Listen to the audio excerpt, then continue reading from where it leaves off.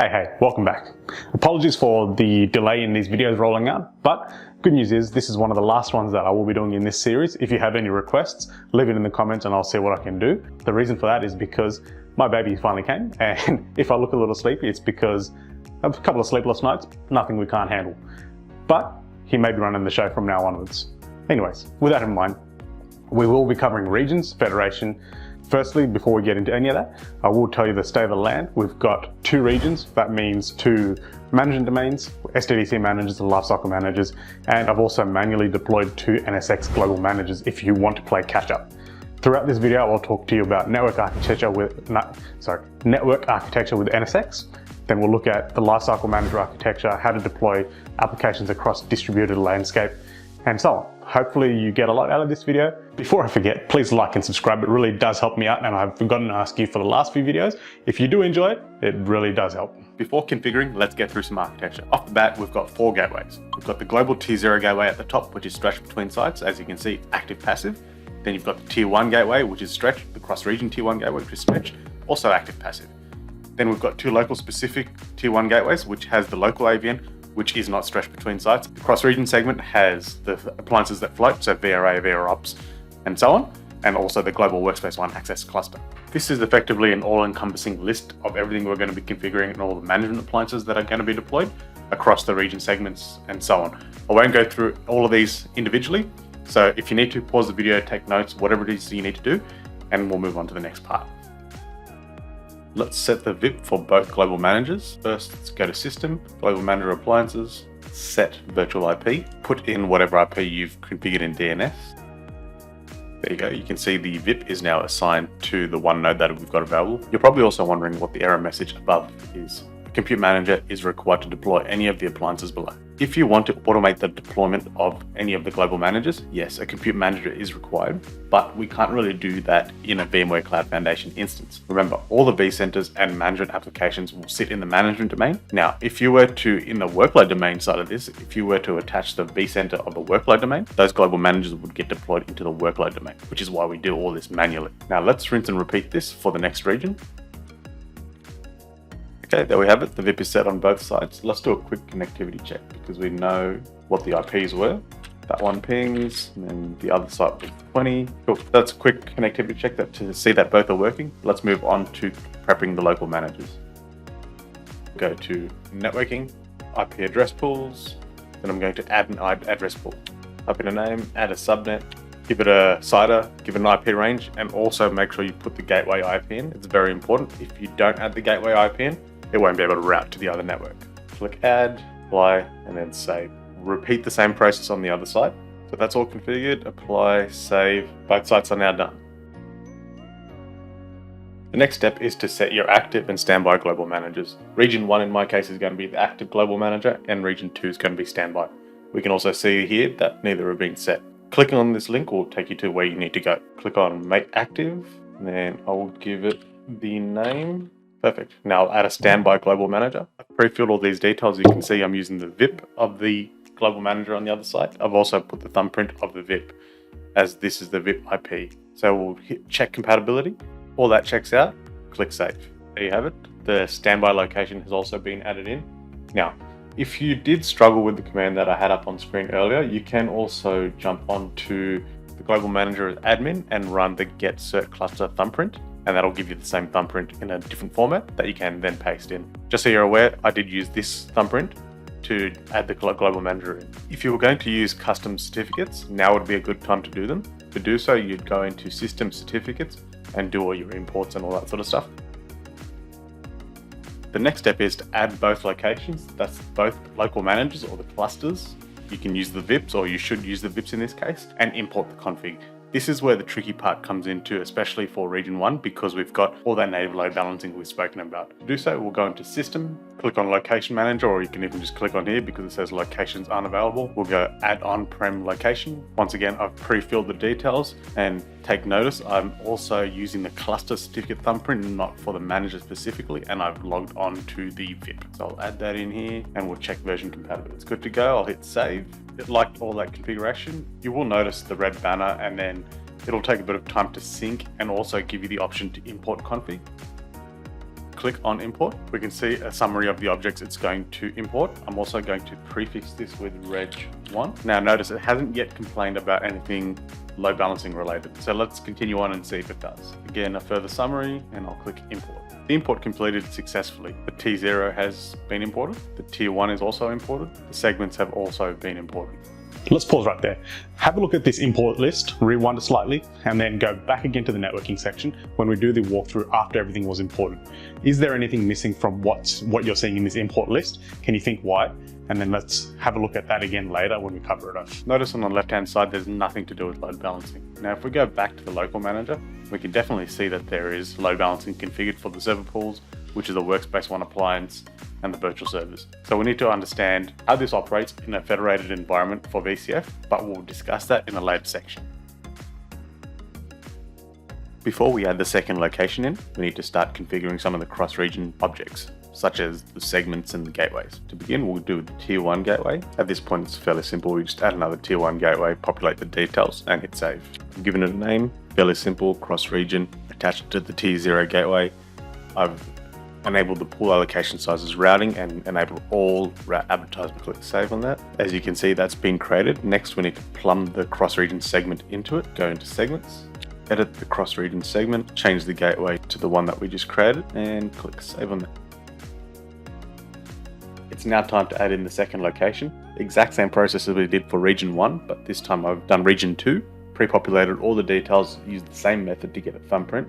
Let's check compatibility to make sure it's good. That's fine. I'll hit save and it should start process. Again, similar to the first region, it's going to ask us if we want to import. We do have other objects in the second region that we want to import, such as segments, uplink profiles, all that sort of stuff. So yes, you do want to import here, but we do have to do some more configuration after this. Exact same process as before. I'll prefix this one again with reg2, click next. Again, a summary of everything that will be imported, and click import.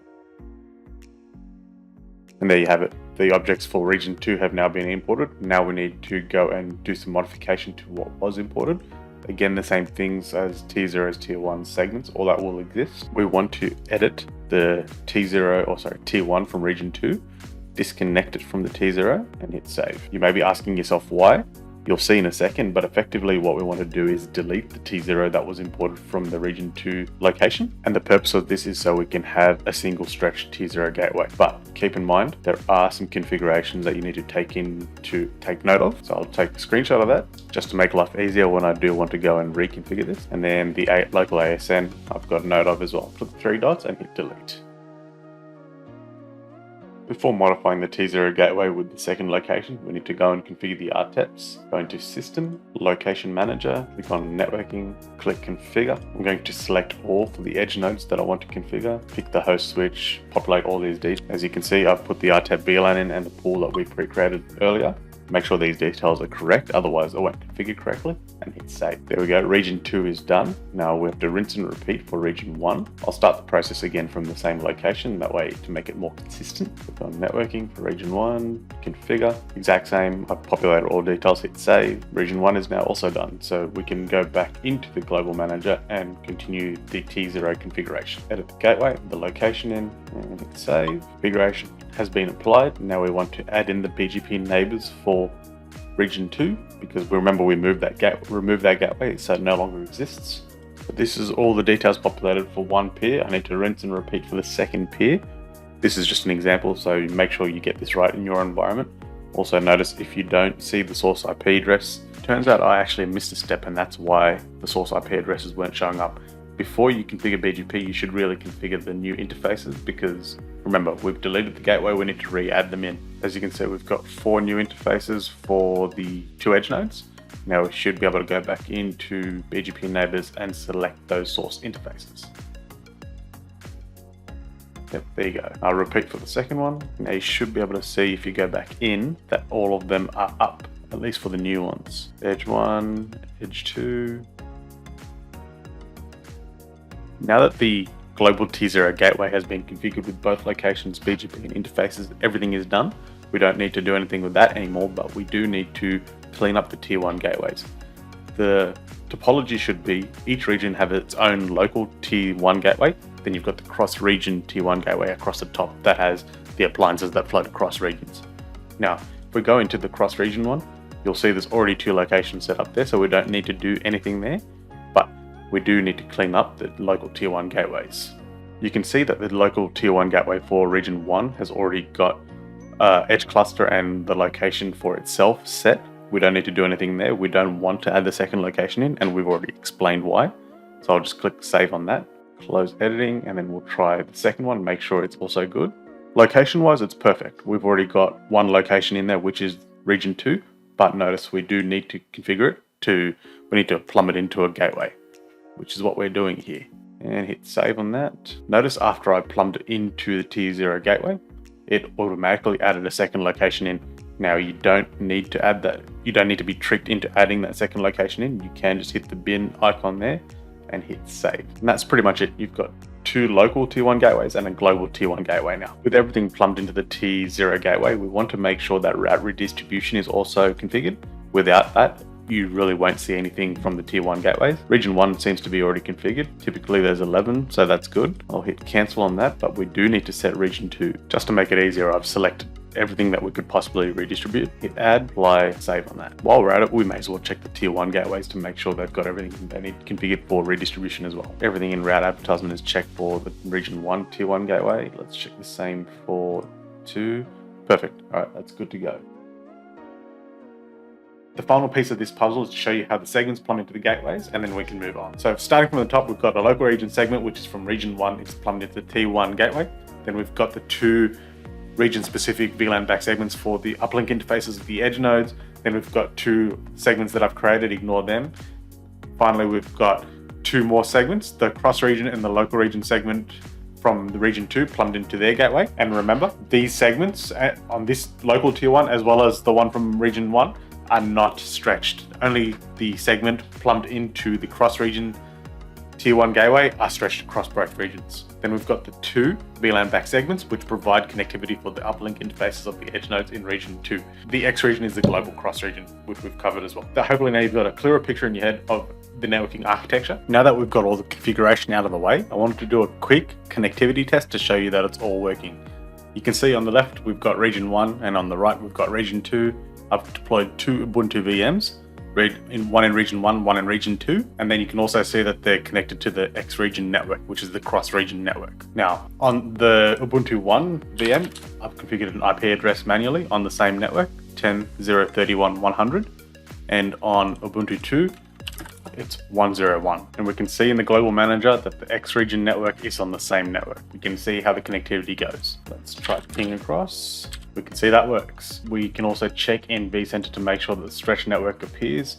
Yes, it's there, and obviously it's also here because it's also attached. Basic connectivity checks out. Now on to the next step. We really want Lifecycle Manager to be able to deploy to both vCenters.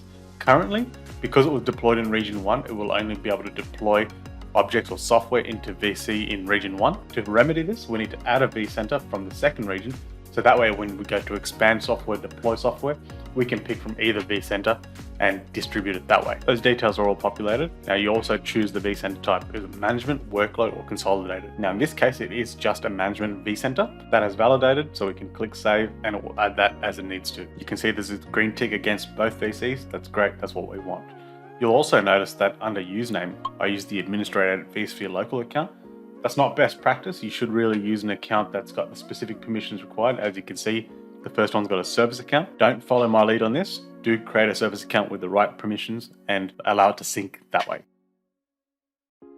The deployment of vROPs across 2 regions can sometimes be confusing. In the previous section, I showed you how to add the second VC in, which is really important to be able to deploy the ops proxy in both regions. So in this image, we can see at the top, we've got a global cross region, which was as part of the first SDDC that we brought up, is stretched across both environments, and both environments have also got their own local region. So at the top, we've got the 3 Ops Manager appliances that get deployed, so the data node, the master node, and the replica in the cross region, which can be failed over across sites. Then both locally have got their own ops proxy to have and monitor data in that specific region. Now, we will talk about load balancing for the ops cluster later on, but they are in a similar construct to the Workspace 1 appliance access node. Just to make it a little more clear, you can see here the DNS records that we've got configured or that we'll be deploying ops 1, 2, and 3 across the global region. And what I mean by that is within my DNS or AD, I've got subdomains, region 1 and region 2, and then I've got a parent domain, and that's where these records are created. Then we've got the ops proxy for region 1 and the ops proxy for region 2. And as you can see, they're in the subdomains for those regions. Now what we're going to do is deploy a distributed application, or in this case, vRealize operations across both regions. To do that, before we can proceed, we need the binaries. Grab them in Lifecycle Operations, Settings, Binary Mapping, and then just make sure you've got the right version. So in this case, I've got the install for the Cloud Proxy and the Manager appliance for version 8.10. Next, we want to create the environment. Click on Create Environment, populate all the details. As you can see here, environment name, I haven't put a description in. You should do that in your environment. The default password for the environment, the data center, and I want it to be integrated with SDDC Manager. Check that box. Click Next once you're done. On this page, you want to select the product. We want to find operations. vRealize operations is there. Click on checkbox. It's a new install, version 8.10. Deployment type is medium. For this environment, up to you what you decide in yours. Node count, I'm going to select 3. That's the master node, the primary replica node, and the data node. That's what the type of cluster that I want. Then I'll hit next. Now, mind you, if you want to change that node count to suit your needs, go ahead, but that's not what I'll be doing here. Scroll to the bottom of the EULA and click next. Licensing, pick the license for your environment. I'll do that and skip ahead, so you, obvious reasons, I don't want to show the license key. Certificate, you should be familiar with this screen now, but just in case you're not, hit the little plus button here. You've got generate and import. Imports if you've already created one for this environment. I'm going to use self-sign, so that requires the generate. But I've already done that in this case. But just so you're aware, these are all the details you need to populate. In server domain, FQDN, and IP address, make sure every IP you're going to use for the VIPs, the nodes, the proxies, everything is populated there. Otherwise, you will face an issue. Let me just hit cancel there, and I'll select the certificate that I had already populated.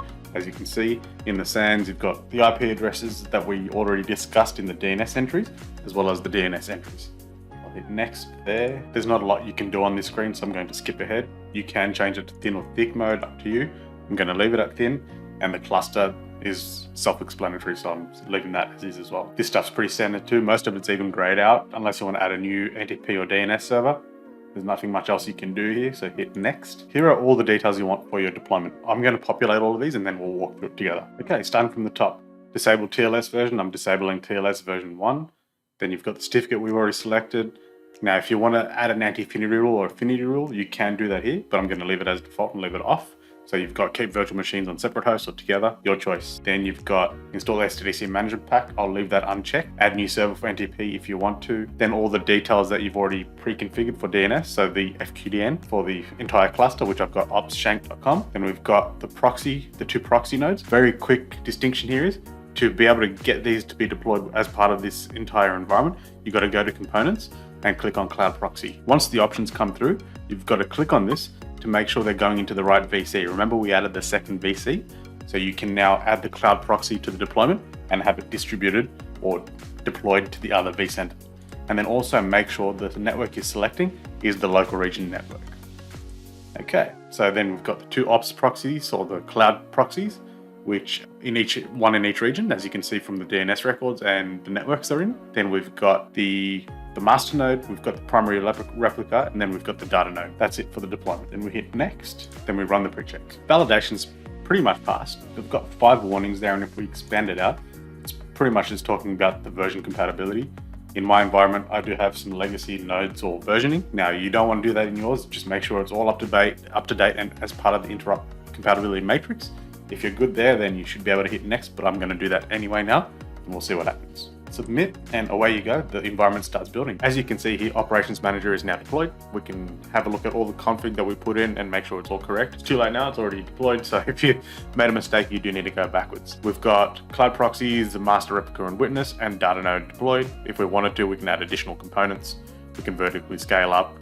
And also, you look at the topology here. We've got the Master, Replica, and Data Node.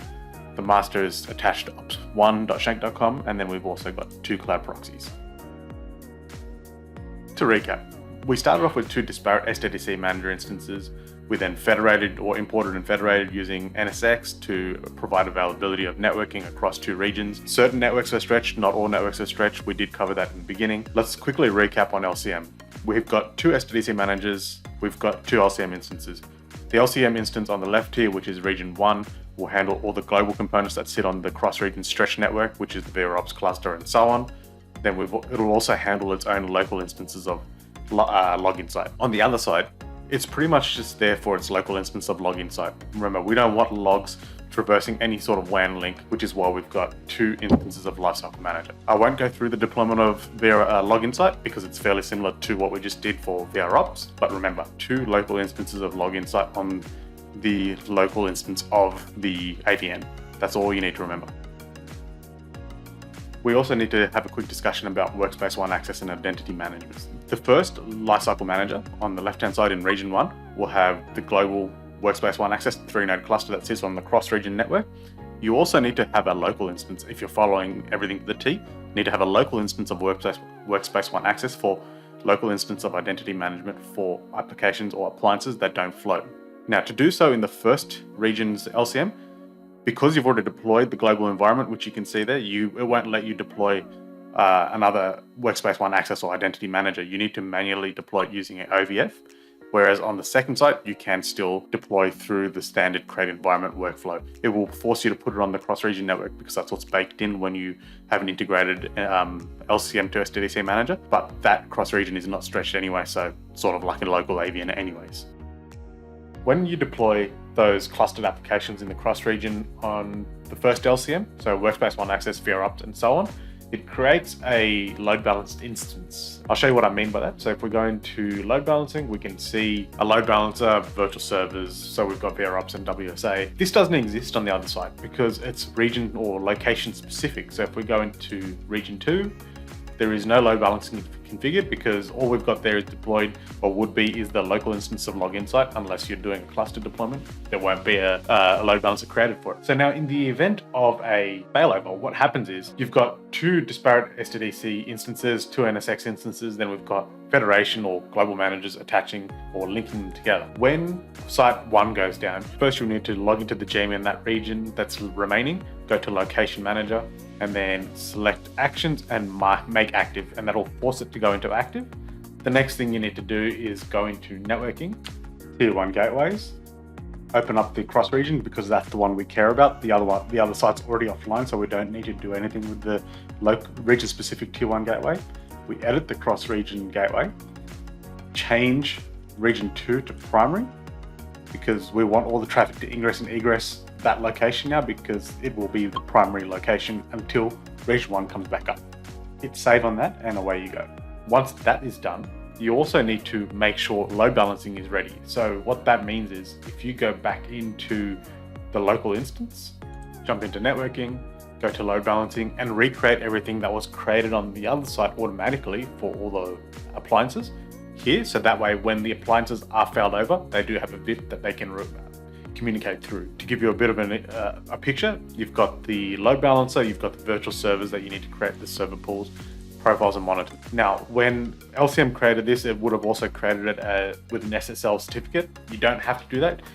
You can just create the load balance service and attach it and use it that way. It's up to you how you want to do this. You can also automate this process as part of your failover plan. This is a very rough overview of what the load balancing solution looks like, and then you can use something like SRM or Site Recovery Manager to failover workload. In the description below, I've linked a good article by Brian, who also works for VMware, that has gone through this process and documented what needs to happen.